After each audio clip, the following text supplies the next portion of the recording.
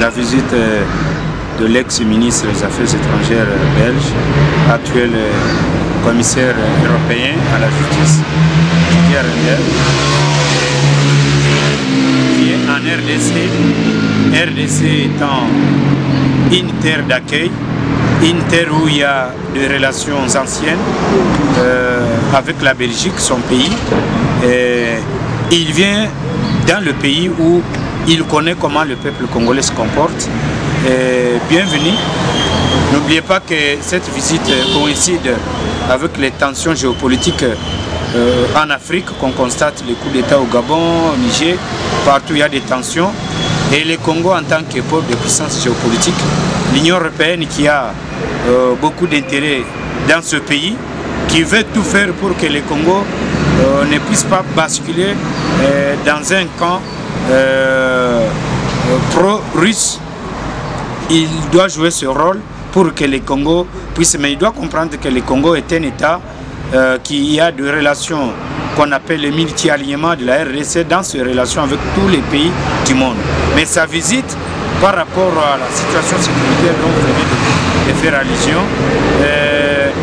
nous devons comprendre au départ l'Union européenne qui a aussi des difficultés à trouver des solutions aux problèmes sécuritaires qui touchent l'Europe. Parce que vous savez que la présence des États-Unis d'Amérique dans le cadre de l'OTAN empêche, même les Européens se plaignent de l'impérialisme américain, parce que depuis le plan Maréchal du gouvernement américain, l'Union européenne ou l'Europe dépend des États-Unis d'Amérique sur le plan sécuritaire. C'est-à-dire même l'Europe, même l'Union européenne n'est pas en paix. La guerre russo-ukrainienne ou l'intervention russe en Ukraine, l'Union européenne est divisée parce que tous les pays ne parlent pas le même langage. Et ce conflit, cette guerre a pris du temps. Pour ce qui est du Congo, nous sommes un État souverain. Nous pouvons parler, trouver des solutions aux problèmes qui secouent notre pays. D'abord à l'interne, nous-mêmes, peuple congolais, nous, peuple congolais, nous devons soutenir les institutions de la République pour trouver cela. Parce qu'en matière de la sécurité, Hans Morgenthau, qui est un théoricien de relations internationales, pense qu'en matière de la sécurité, l'on n'a jamais été mieux servi que par soi-même et non compter sur les efforts des alliés. Mais en tant que partenaire, il peut arriver, il vient au Congo, c'est pour traiter ces questions, mais il vient aussi pour sécuriser les intérêts européens qui sont en RDC. Et il y a eu plusieurs ressortissants européens qui sont en RDC.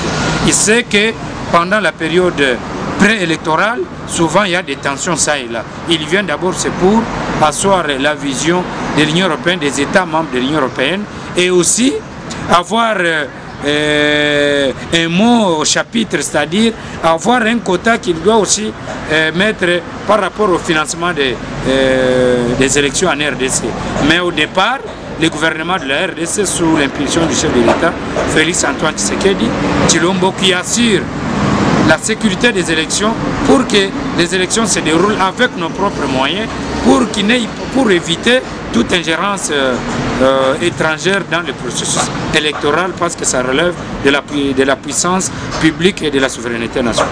Sa visite va arriver à Kinshasa et il va aussi arriver à Lubumbashi. Lubumbashi, une ville très stratégique pour le Congo, et voilà que il sera accueilli à Lubumbashi. Il doit rencontrer les autorités de la province. Et il y a un représentant légitime du chef de l'État, je cite son Excellence honorable Jacques Yabula Katwe, qui est là pour dire bon voilà, le Haut-Katanga est une province très importante, et non pour le Congo, même pour le monde entier.